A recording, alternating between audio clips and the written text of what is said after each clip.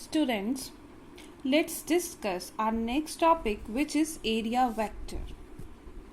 Now, when we focus on the word area vector, the first question that comes to our mind is area. We know that area of any body, which can be square, which can be rectangle, or any other body, any other planar body, is a scalar quantity. So why this area is known as area vector? Now this question can be cleared out by assuming that we are having a surface, right? Let us consider a small part of this surface which act as a plane.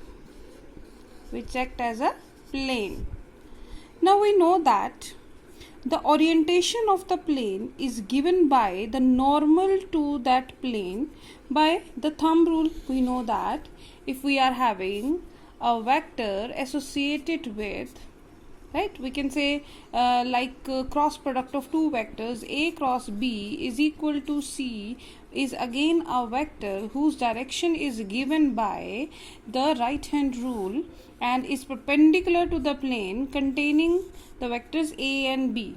Since this plane contains vectors A and B, it means the planar orientation can be represented by the third vector, which is normal to the plane.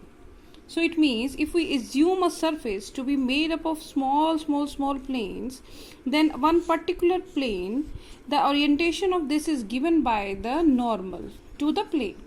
Now this normal can be outward or inward as by sign conventions, but conventionally we took for the area vector to be outward drawn normal.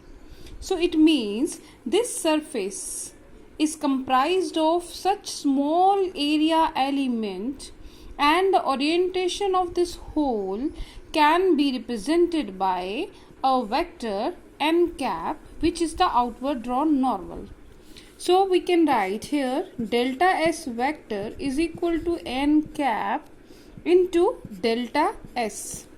So delta S cap is a vector area associated with the area delta S. So we can now easily understood that area vector is a vector associated with the area element.